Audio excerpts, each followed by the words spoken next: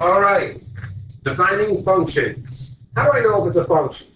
Well, basic review tells us that if we are given a set of coordinates, as long as my x's do not repeat, okay, it's a function. So let's not forget, this is an x, this is a y. This is an x, this is a y. I only care about my x's. And since none of these x's repeat, this first list is a function. Yes, it's a function. If I look at the second set, okay, I have -3, okay, I have 2, that's different. I have 5, that's different. But if I look here, I have a 2. I already have a 2 for the x here. The x is repeated. So that means this one is not a function. Okay, very basic. Now, how can we tell if a function is one-to-one? Well, a function that is one-to-one means every x has only one y. All right? Or vice versa. Every x has one y, and every y has one x. Every y has one x. Okay? So one-to-one means exactly that. One x for one y, boom. That's it. So look here. This is more of a picture, a visual of what a function could be. And I do have coordinates here. When my x is 3, my y is 6. So if you wanted to list these out, 3, 6, okay, the next coordinate would be 2, 8, 2, 8. I mean, I could do it that way. But look, every x has only one y. Every x has only one y. So not only is this a function, but this is a one-to-one function.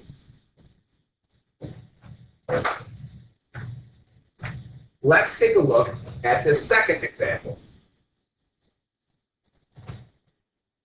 This is not even a function because I have 3 to my 5, and I have 3 to my 8. So if I were to list these, I have 3, 5.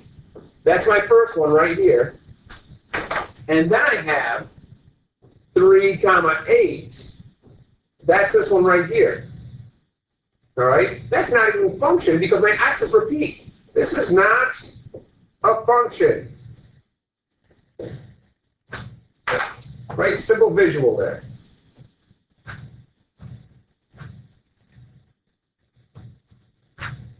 Of course, if we have a picture of the graph, it is a million times easier.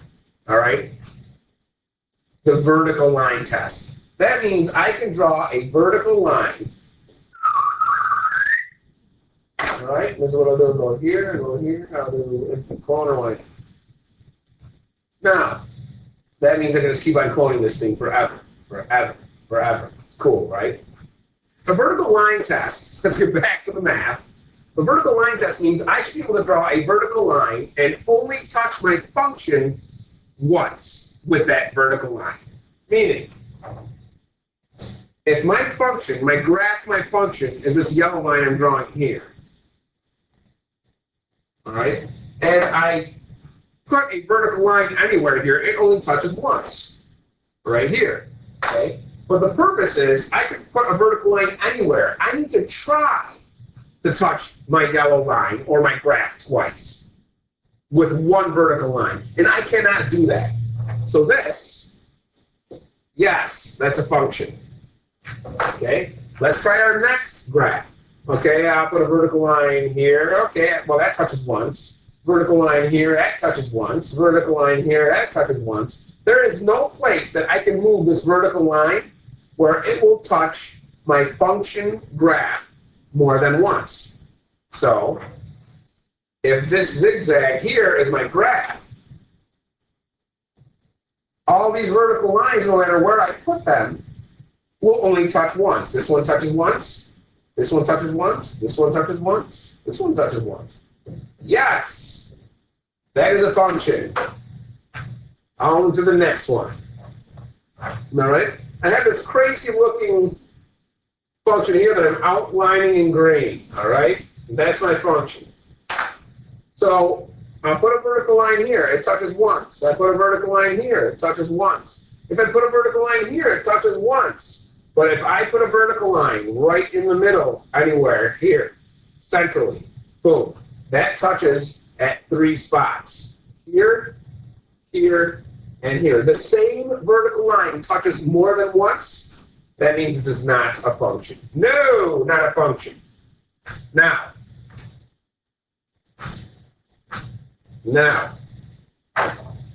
we can do the vertical line test and something called a horizontal line test. So what is this horizontal line test? All right. The vertical line test tells us whether it's a function.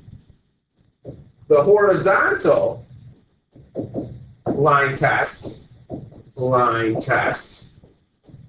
that'll tell us if the function is 1 to 1.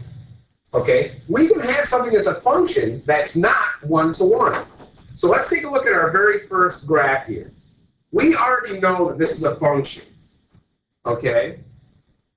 It passed the vertical line test. But what about a horizontal line test? What if I tried to do a horizontal line? Well, boom, that touches twice. So this function is not 1 to 1. It is a function, but it is not 1 to 1. All right, well, let's take a look at our middle function here. We know it's already a function. We know this works. It's a function. It passes the vertical line test. What about the horizontal line test? We'll do this in yellow. Oh, that touches me here, and here, here, here, here. That is definitely not 1 to 1. So I guess the $1 million question is, what kind of graph or function would be, well, what kind of graph would be both a function and 1 to 1? I'm going to graph y equals x cubed. It looks something like this. Kind of comes up, comes through, goes up like that. All right? Does this pass the vertical line test? No matter where I put this purple vertical line, that will only touch once. You see that? It doesn't matter. It touches once. So according to the vertical line test, yes, it's a function. Now, what about the horizontal line test? Wherever I put this horizontal line, it's only going to touch once. Doesn't matter where I put it. So guess what? Not only is it a function, but this function is also, yes, it's 1 to 1.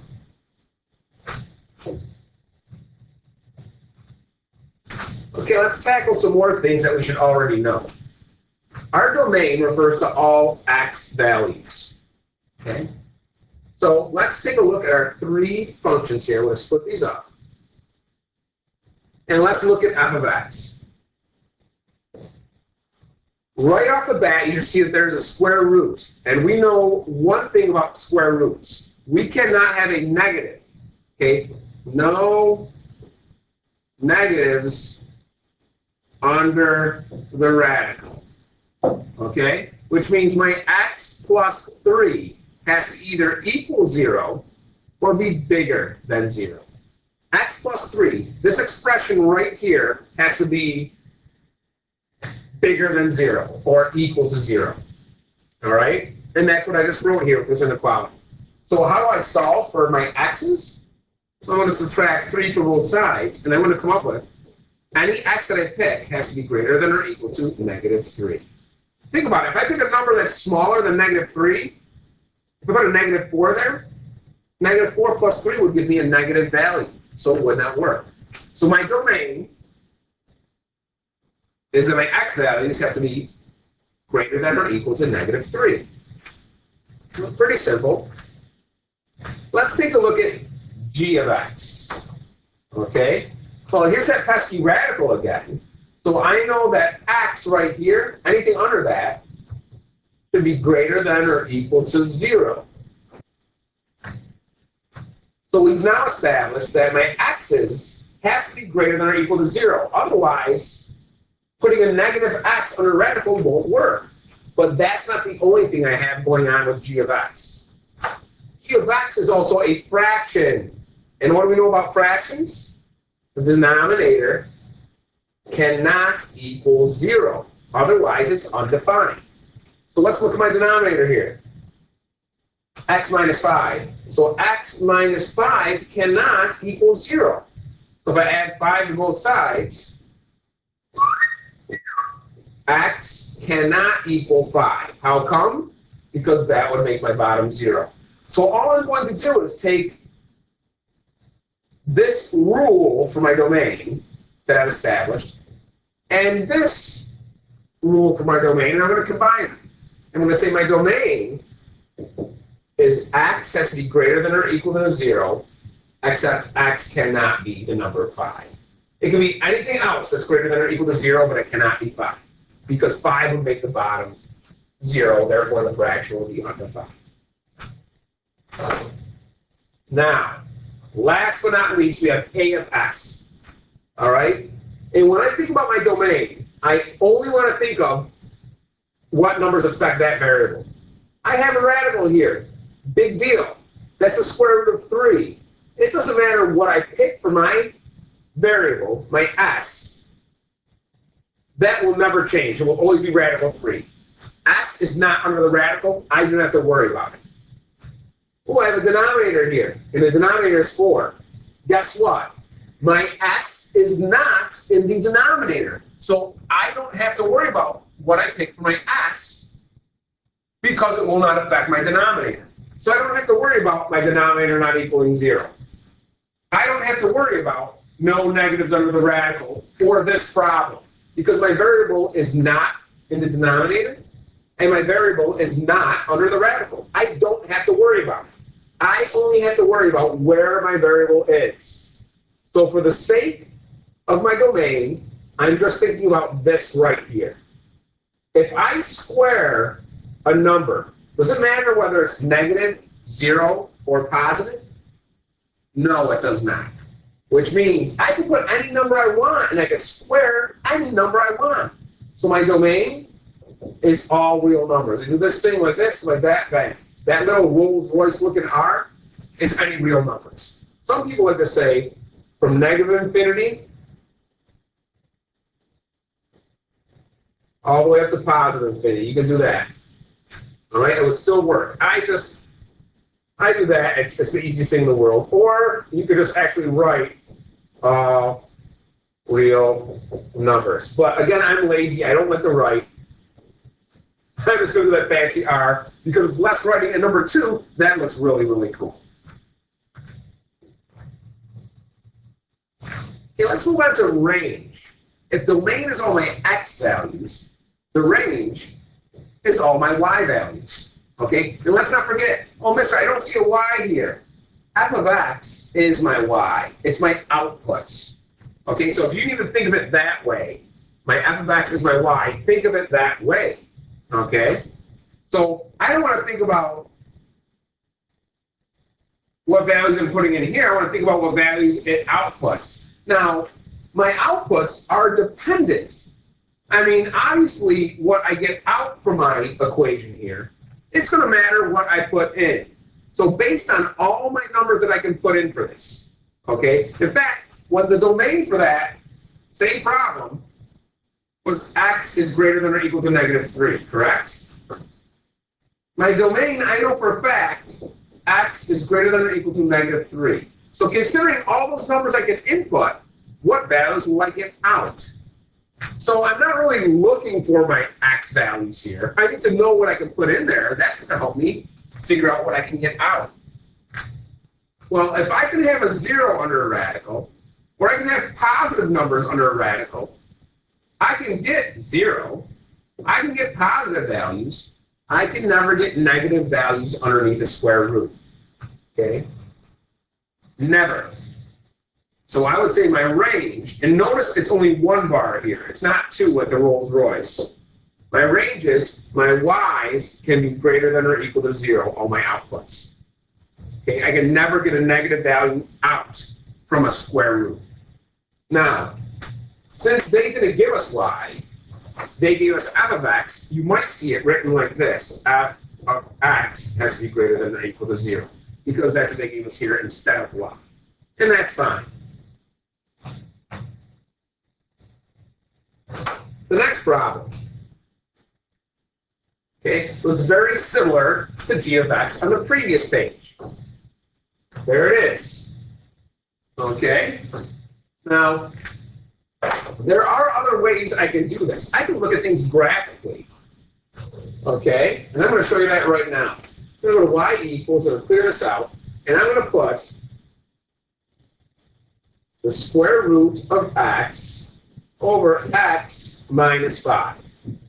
All right, and if I look at the graph, all right, if I look at the graph, my y values, my range are all the numbers that go up and down, correct? I do not care about the left and right for right now on my graph. And just to give you a better idea, my graph goes up forever this way, comes down like that. And then it goes down forever this way, and comes up, and gets closer and closer and closer, but never really touches the x-axis. There's actually a vertical asymptote right here. You will never get 0. You will never get 0, will you, on your y's? Will you? I don't know. Let's see. My y values go down forever to negative infinity on the y's. They go up forever to positive infinity. The only y value that does not get touched here is at 0, because there's an asymptote there. There's an asymptote that goes this way, that's fine. But we don't care about not touching 5 on the x. I just care about what value is it covered on the y's. This graph goes up and down forever, except it does not touch where y is 0 in the middle. So my range is going to be g of x cannot equal 0. We can verify this in the table if you want. Let's go here. Second table. And if I scroll down, oh, look.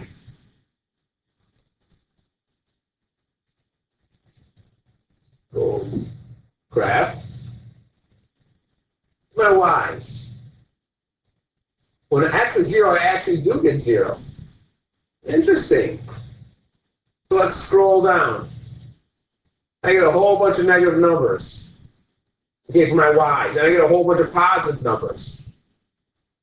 So is there a number I can't get?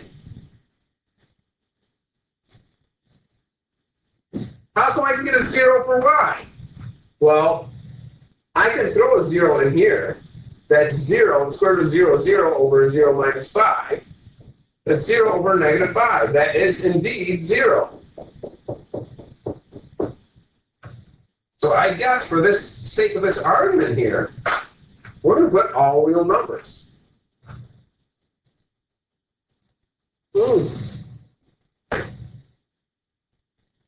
I like it.